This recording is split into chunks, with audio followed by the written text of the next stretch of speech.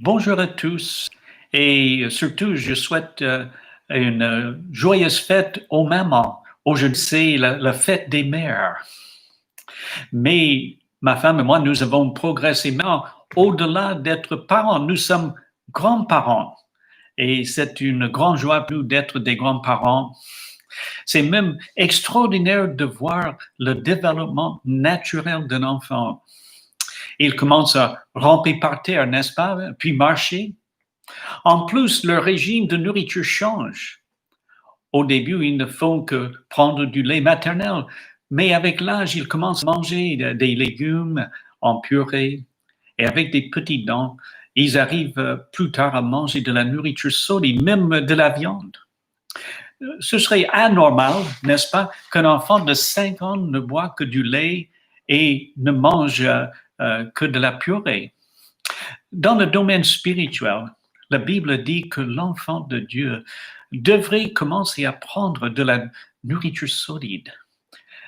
Lisons Hébreux chapitre 5, versets 11 à 14. Si vous avez votre Bible, regardez avec moi dans Hébreux 5, versets 11 à 14, où il nous dit là, à ce sujet, nous avons beaucoup à dire, des choses difficiles à expliquer, parce que vous êtes devenus lents à comprendre, alors que vous devriez, avec le temps, être des maîtres. Vous avez de nouveaux besoins qu'on vous enseigne les premiers principes élémentaires des oracles de Dieu. Vous en êtes venus à avoir besoin de lait et non d'une nourriture solide.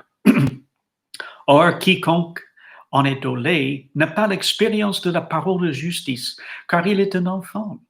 Mais la nourriture solide est pour les hommes faits, pour ceux par l'usage ont le sens exercé au discernement du bien et du mal.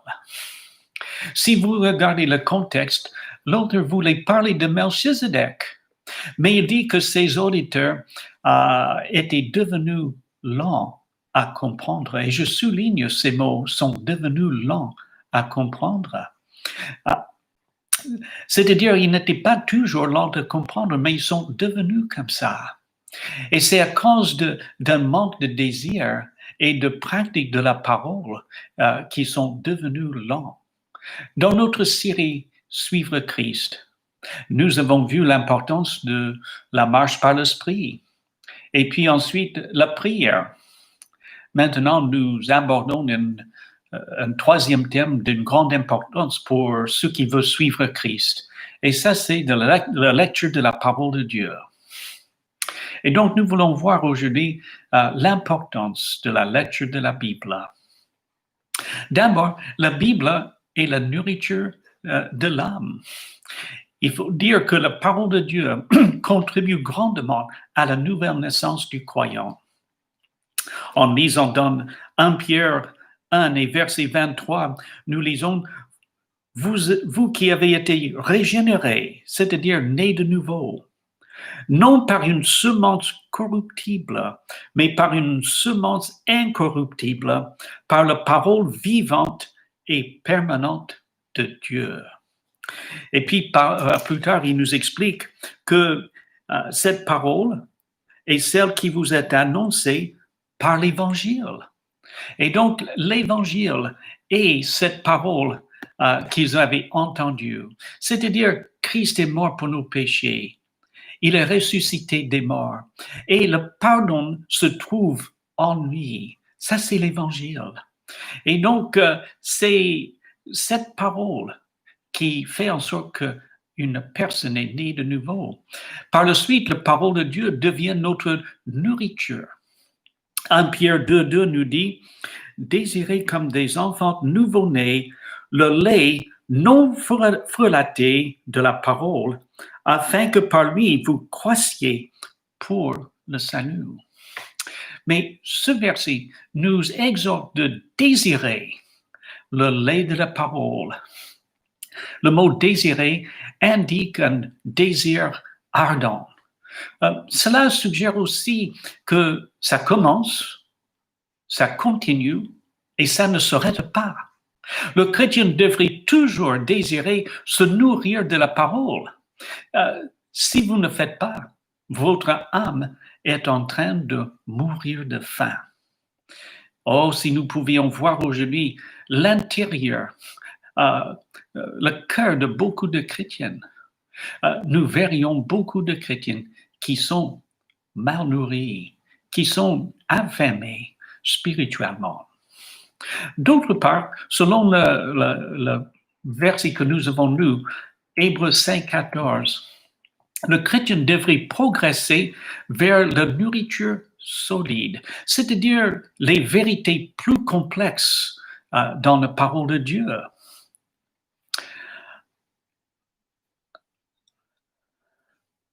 Et donc, ici, il avait dit qu'ils sont devenus lents de comprendre. Cela sous-entend qu'ils avaient même diminué dans leur capacité pour comprendre la Bible. Une personne qui ne cherche pas à progresser dans sa connaissance de la parole régresse ou diminue dans sa capacité pour comprendre la Bible. Comme un sportif qui perd ses capacités s'il ne pratique plus son sport, le chrétien diminue dans ses capacités spirituelles s'il ni lit ni étudie la parole de Dieu. Est-ce que vous désirez ardemment la parole de Dieu? Est-ce que vous réservez un temps chaque jour pour étudier la parole? La parole est ce que le Saint-Esprit utilise pour nous transformer.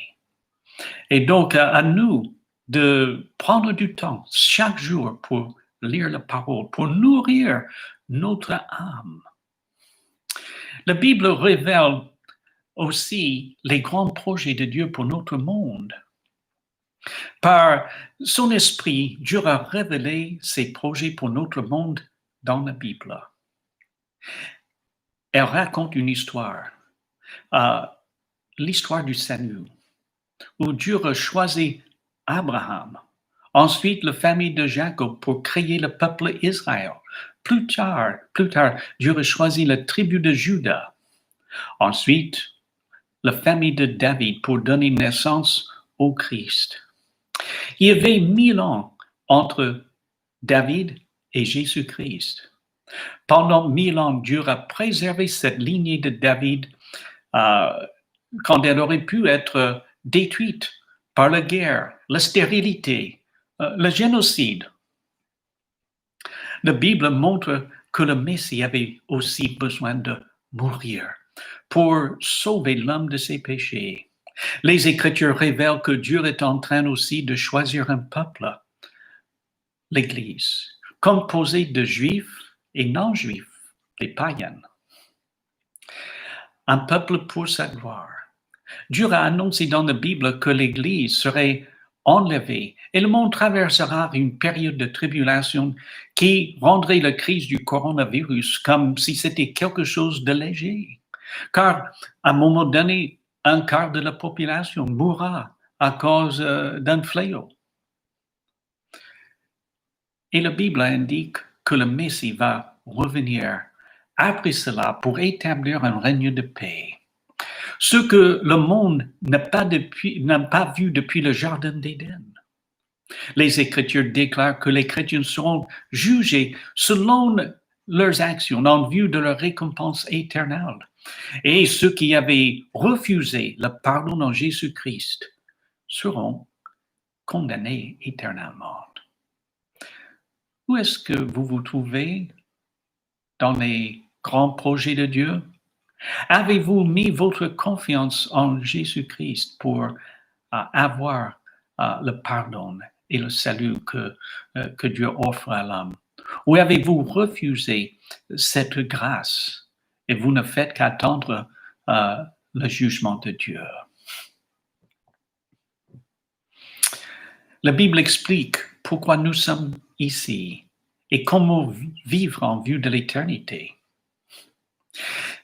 Si vous regardez sur Internet, vous trouverez les grands projets pour une ville comme Paris, Bordeaux, même pour les villes comme Saint-Médard-Angèle. Ils ont des projets. Ces projets sont souvent accomplis D'autres fois, ils sont abandonnés à cause des problèmes de finances ou d'un changement de politique, alors que les projets de Dieu révélés dans la Bible restent fidèles à leur rendez-vous. Dieu accomplira sûrement ce qu'il a promis. Oui, l'importance de la Bible. La Bible révèle les grands projets de Dieu. La Bible, c'est cette nourriture pour l'âme du chrétien. Et la Bible guide le croyant. La parole de Dieu n'est pas un horoscope que nous consultons afin d'être en sécurité, mais elle est le guide du chrétien, car elle définit le bien et le mal à travers les commandements et les enseignements. Quoique la Bible ne révèle pas les instructions détaillées pour chaque moment de la journée, la parole de Dieu, comme une boussole, indique si nous allons dans le bon sens, corrigeant ou confirmant notre direction dans la vie. Les règles de Dieu concernant le vol, le mensonge, le mariage, le meurtre, le respect des parents, la convoitise, tout ça nous donne une direction dans notre conduite. Même si le chrétien n'est pas sous loi de l'Ancien Testament, les grands principes de la loi ont été redonnés dans le Nouveau Testament et devraient guider sa conduite. La vie chrétienne n'est surtout pas une vie où on évite simplement le péché, non. À travers les paroles de Jésus et d'autres, nous voyons que la vie chrétienne est surtout une vie vécue dans l'amour pour Dieu et pour les autres. Et la Bible nous révèle d'autres grandes valeurs dans la vie, comme se confier en Dieu, rechercher premièrement le royaume de Dieu, témoigner de sa foi et être généreux avec les autres. D'ailleurs, la Bible nous enseigne beaucoup de leçons pour la vie quotidienne. Les gens recherchent souvent des conseillers, mais selon le psaume 119, verset 24, les préceptes de la Bible font mes délices et sont mes conseillers. Le psalmiste dit encore dans le verset 130 que la parole de Dieu est claire et donne de l'intelligence aux naïfs. En obéissant à la parole, une personne devient sage dans ses actions. Et Jésus a dit, heureux ceux qui écoutent la parole de Dieu et qui l'observent. Jésus a même donné une histoire où il compare un homme sage avec un homme insensé. Dans Matthieu 7, verset 24, il nous dit, « Ainsi, quiconque entend de moi ces paroles et les met en pratique sera semblable à un homme prudent qui a bâti sa maison sur le roc. La pluie est tombée, les torrents sont venus, les vents ont soufflé et se sont portés sur cette maison. Et elle n'a pas tombé, car elle était fondée sur le roc. Mais il continue, quiconque entend de moi ces paroles et ne met pas en pratique sera semblable à un homme insensé qui a bâti sa maison sur le sable. La pluie est tombée, les torrents sont venus, les vents ont soufflé et se sont abattus sur cette maison. Elle est tombée et sa ruine a été grande. » Les questions que nous devrions nous poser aujourd'hui, sommes-nous parmi les sages qui lisent la Bible et se laissent guider par ses instructions? Est-ce que nous avons un cœur qui veut obéir à la parole? Oui, la parole est ce qui nourrit notre âme. La parole révèle les grands projets de Dieu. La Bible guide le croyant. Est-ce qu'on se laisse guider par cette parole? Finalement, la Bible est une source de force et d'encouragement. Quand nous sommes découragés, la Bible redonne force et courage. Oui, le Saint-Esprit veut se servir de la parole pour nous encourager quand nous sommes découragés. La Bible nous rassure que Dieu nous aime. Il a montré cet amour en donnant son Fils pour nous, selon Jean 3,16. Et donc, nous pouvons être confiants que Dieu nous aime. Le psaume 23 nous encourage que Dieu veille sur nous. Le verset 4 dit, « Quand je marche dans la vallée de l'ombre de la mort, je ne crains aucun mal, car tu es avec moi. » Et nous avons presque les mêmes paroles de la part de Jésus dans Matthieu 28,20, où il dit, « Je serai avec vous tous les jours jusqu'à la fin du monde. » Nous traversons encore une période qui fait craindre, mais le chrétien ne devrait pas vivre dans la crainte. Comme David dit dans le psaume 27 et verset 1, « L'Éternel est ma lumière et mon salut, de qui aurais-je crainte? » Après que Jérusalem était jugé à cause de ses péchés, le prophète Jérémie a donné ces paroles d'encouragement. C'était pour lui-même, mais aussi pour les autres. Il dit là dans Lamentation 3, « Les bontés de l'Éternel ne sont pas épuisées et ses compassions ne sont pas à leur terme. Elles se renouvellent chaque matin. Grande est ta fidélité. » Le prophète Jérémie était convaincu de la bonté de Dieu et de sa fidélité à ses promesses, malgré le jugement qui vient d'être exercé contre Jérusalem. Pour ceux qui traversent de grandes épreuves et qui sont affaiblis, les paroles de Jésus à l'apôtre Paul nous encouragent. « Ma grâce te suffit, car ma puissance s'accomplit dans la faiblesse. » C'est-à-dire la puissance de Dieu dans toute sa mesure dans la faiblesse. Quel encouragement pour le chrétien dans ces moments d'épreuve et de faiblesse. Face aux difficultés de la vie, la Bible est ce qui fortifie le chrétien. À notre époque, les sportifs prennent certaines nourritures ou boissons pour les fortifier pour une compétition. Dans le domaine spirituel, le chrétien a besoin de regarder vers la parole de Dieu comme une source de force et d'encouragement pour affronter les épreuves et même les ruses du diable.